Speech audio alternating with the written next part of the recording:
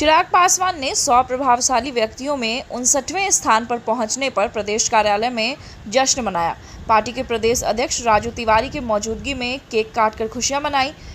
मुख्य रूप से पार्टी के युवा प्रदेश अध्यक्ष वेद प्रकाश पांडे, बोर्ड अध्यक्ष हुलास पांडे, प्रधान महासचिव संजय पासवान और बड़ी संख्या में पार्टी के कार्यकर्ता मौजूद रहे। इस मौके पर चिराग पासवान ने जनता को कई संदेश भी दिए। उन्होंने एनडीए को लेकर भी कई बातें कही। कहा कि बिहार में एनडीए एकजुट है और हम सब मिलकर बिहार के विकास के लिए एक बार फिर लड़ रहे हैं और बिहार में अगले साल एनडीए की ही सरकार आएगी।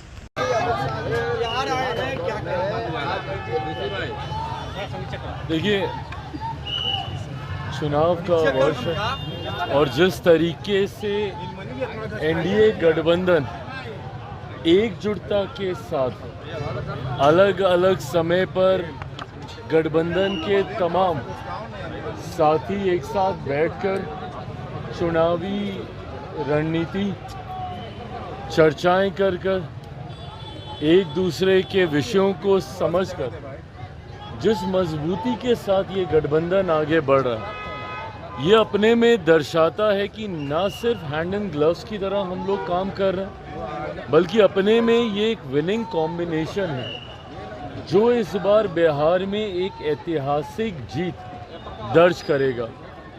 कुछ समय पहले दिल्ली में भी एनडीए के तमाम नेताओं की मुलाकात, बातचीत हुई।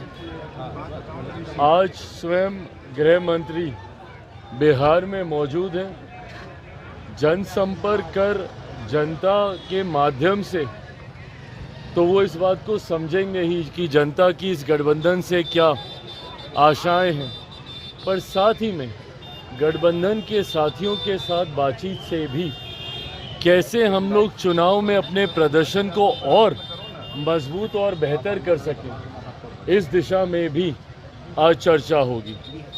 हकीकत है कि जहां एक तरफ हमारा गठबंधन मजबूती से आगे बढ़ रहा है, सबका साथ के साथ हम लोग आगे बढ़ रहे हैं, तो वहीं दूसरी तरफ विपक्ष में जिस तरीके से वर्चस्व की लड़ाई देखने को मिल रही है, जिस तरीके से महत्वाकांक्षाओं के लिए दो घटक दल आपस में एक दूसरे के सामने ही दिख रहे हैं, ना वो लोग चेहरा तय कर पा रहे हैं, ना वो लोग गठबंधन का स्वरूप तय कर पा रहे हैं। राजद कांग्रेस में जिस तरीके से दरारें देखने को मिल रही हैं, ये दर्शाता है कि एक तरफ बिखरा हुआ विपक्ष और दूसरी तरफ मजबूत एनडीए एक ऐतिहासिक जीत की ओर हम लोग अग्रसर हो रहे हैं, इसमें कहीं कोई संदेह नहीं। दलितों को लुभाने के लिए 14 अप्रैल से जो आपके चाचा है पशुपति कुमार पारस, वो दलित सेना का रैली का आयोजन कर रहे हैं, कैसे देख रहे हैं? करें भैया, समय समय पे होना चाहिए। बिहार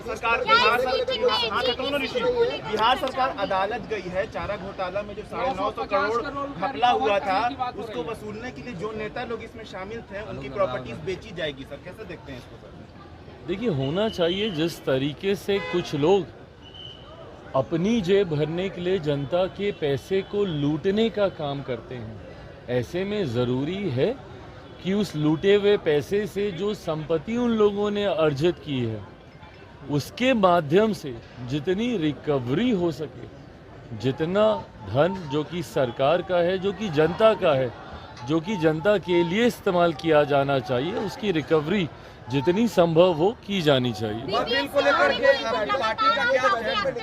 उनका फैसला भी आ गया, याचिकाओं को खारिज कर दिया है हाईकोर्ट ने, अब क्या? देखिए, अंतोगत्वा किस तरीके से छात्रों को न्याय मिले, ये प्रयास हम लोगों का था।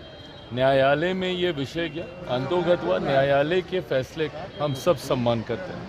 एनडीए की बैठक में क्या नीतीश कुमार को जो संशय की स्थिति बना रहे हैं विपक्ष, क्या उनके चेहरे में मोहर लग जाएगी? देखिए, ये विपक्ष के लिए ये मुद्दा है, हम लोग लिए कभी मुद्दा नहीं रहा। मुख्यमंत्री जी का नाम, उनका चेहरा, एनडीए का चेहरा बिहार में कौन होगा, ये हम लोग लिए चर्चा का विषय रहा ही नहीं है। समय समय पर गठबंधन ने इन बातों को स्पष्ट तौर से सामने रखा है। जैसा मैंने कहा कि आज संभवतः मुलाकात में चर्चाएं और विषयों पर होगी। इससे पहले जब चर्चा हुई थी तो इस रणनीति को तैयार किया गया था कि कैसे तमाम प्रदेश अध्यक्ष, हमारे हर घटक दल के प्रदेश अध्यक्ष एक साथ जनता के बीच जाएं, अलग अलग जिलों में कार्यक्रम करें, ताकि ये गठबंधन सिर्फ ऊपर के स्तर पे ना रहे, ये पेनिट्रेट हो नीचे जिले तक, बूथ तक ये पहुँचे।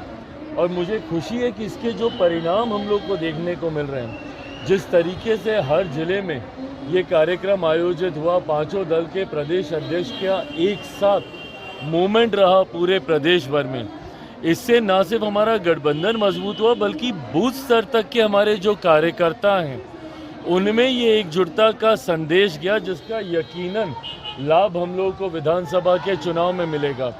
इसी प्रकार और क्या रणनीतियां हम लोग तैयार कर सकते हैं चुनाव से पहले। लगता है सीट शेयरिंग को लेकर, चिराग जी, सीट शेयरिंग को लेकर कहीं न कहीं विपक्ष आप पर हमला कर रहा है कि अंदर खाने सब कुछ ठीक नहीं है। ये हमला अगर आपको याद हो तो लोकसभा में भी किया गया था। सामने देखिए सर, कितने एमिकेबली सीट शेयरिंग लोकसभा में हो गई थी। ये वो हमला है जो कि समय समय पर किया जाता है, पर जब ये लोग हमला हम पे करते हैं, लोग भूल जाते हैं कि सीट शेयरिंग में मामला अगर कहीं जाकर फंसता है तो वो महागठबंधन में ही फंसता है। महागठबंधन की प्रेस कॉन्फ्रेंस से ही इनके घटक दल को पीठ में खंजर भोंका गया, कह के उठ के जाना पड़ता है। तो सीट शेयरिंग सहज कभी महागठबंधन के लिए नहीं रहा। अभी तो 60 सीटें कितनी बार दी थी कांग्रेस को पिछली बार, 60-70 सीटें जो भी दी थी, 70 सीटें। तो अभी तो वर्चस्व की लड़ाई वहाँ पे भी होगी, जहाँ एक तरफ कांग्रेस कतई नहीं चाहेगी कि 70 से कम सीटें हम लोग को मिले, और नहीं मिलनी भी चाहिए।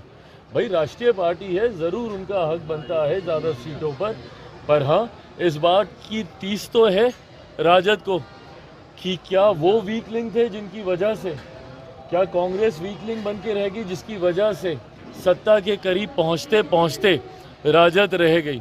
तो ऐसे में क्या फिर से 70 सीटें इनको देनी चाहिए? तो सीट शेयरिंग मुश्किल महागठबंधन के लिए होने वाला है। एनडीए के लिए बहुत सहजता से, जैसे लोकसभा में हम लोगों ने सीटों का बंटवारा कर लिया, विधानसभा में भी।